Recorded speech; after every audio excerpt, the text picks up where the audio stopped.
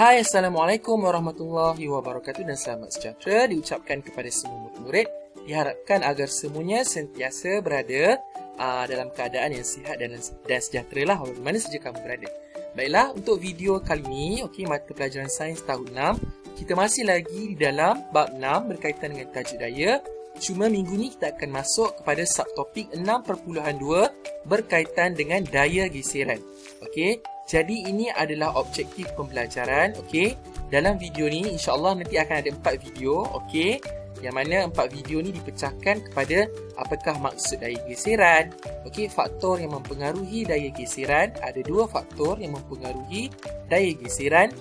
Kemudian memerihalkan kesan daya geseran. Ada baik, ada buruk dia.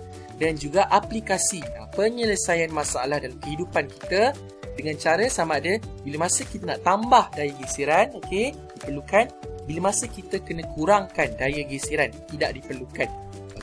So kita terus saja pergi kepada slide yang seterusnya. Apakah yang dimaksudkan dengan daya geseran? Kita keluarkan pen dulu. Daya geseran bermaksud daya yang terhasil ataupun daya yang dihasilkan apabila terdapat dua permukaan, bila ada dua permukaan bersentuhan antara satu sama lain. Jadi itulah yang dimaksudkan dengan daya geseran. So kata kunci dia dekat sini adalah, kalau soalan tanya, apa maksud daya geseran? Ini maksud dia. Dua permukaan bersentuhan, maka akan terhasillah daya geseran. So, next kita tengok.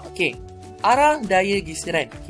Memandangkan tadi awak dah tahu maksud daya geseran adalah daya yang dihasilkan apabila dua permukaan saling bersentuhan antara satu sama lain. So, kita tengok contoh dalam slide ni. Ini adalah permainan carom. Di mana dalam slide ni kita ada, anggaplah ini seperti papan carom. Papan carom dan juga buah carom. Awak kena tahu arah daya geseran. Melibatkan pergerakan. So, bayangkan, sekarang bayangkan buah carom ni, buah carom ni dekat atas papan ni, dijentik.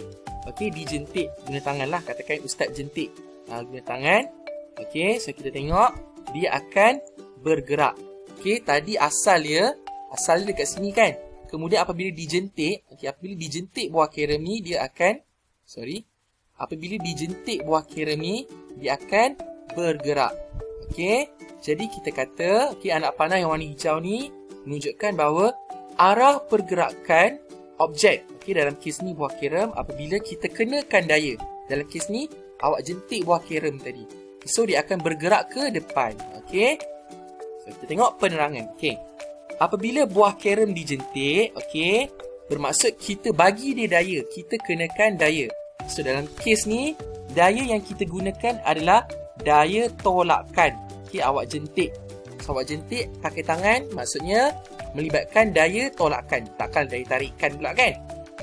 Jadi, apabila buah carom tadi dijentik, kita kenakan daya tolakan, maka buah carom tersebut, apa yang kita nampak, apa yang terjadi, dia akan bergerak ke hadapan. Kemudian, permukaan buah carom, permukaan buah carom dikatakan bersentuhan dengan papan carom. Permukaan buah carom ni tadi, masa awak jentik, dia dah ada pun dekat atas papan carom. So, dia bersentuhan di atas papan carom. So, dia akan menghasilkan daya geseran. So, apakah yang menyebabkan buah carom ni tadi, yang awak jentik ni tadi, akhirnya akan berhenti? Sebab, terhasilnya daya geseran yang akan menyebabkan pergerakan sesuatu objek tu menjadi perlahan dan akhirnya dia akan berhenti. So, kita tengok. So, anak panah yang merah ni pula menunjukkan bahawa inilah arah daya geseran.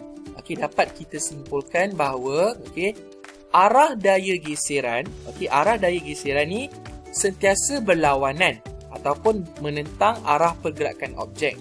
Dalam gambar ni awak tengok, tadi asalnya buah carom tu dekat sini. Kemudian bila awak jentik dia, awak tolak dia, gunakan daya tolakan. So, warna hijau ni adalah menunjukkan arah pergerakan apabila dikenakan daya, daya tolakan. Kalau soalan tanya, kalau ustaz tanya awak,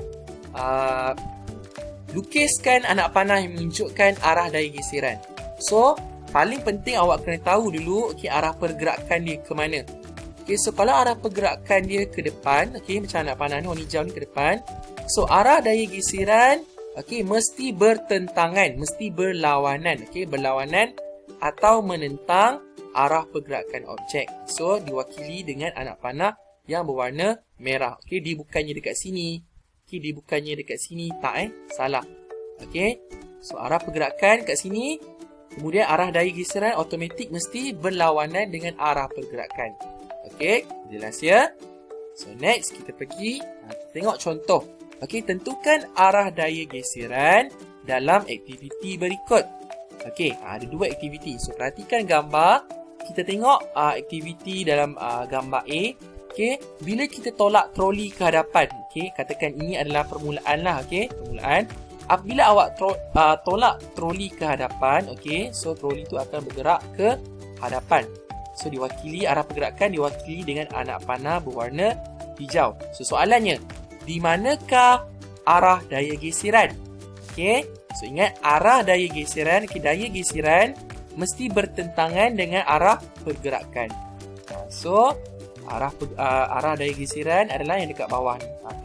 Tak kisah awak nak lukis dekat bawah ni ke, awak nak lukis kat sini ke, boleh, tak ada masalah, asalkan dia mesti berlawan dengan arah pergerakan. Okey. Kemudian kita tengok pula, okey, aktiviti dalam gambar yang kedua, gambar B.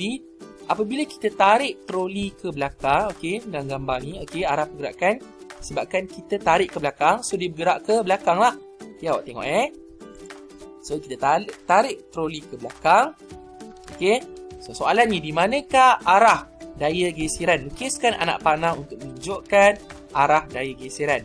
So ingat, daya geseran mesti berlawan dengan arah pergerakan. Kalau arah pergerakan dia ke sini, bermaksud berlawanan dengan dia adalah ke sini. So kita tengok mana anak panah ni. So inilah punya anak panah menunjukkan arah daya geseran. Okey, selalu ingat, okey, daya geseran mesti ingat sampai bila-bila. Arah daya geseran mesti menentang, okey, atau berlawanan dengan arah pergerakan. Okey, so penting kalau awak nak tahu, nak tentukan dekat mana duduknya, di manakah kedudukan anak panah. Kalau seandainya soalan tu minta awak lukis, so penting awak tahu, okey, arah pergerakan.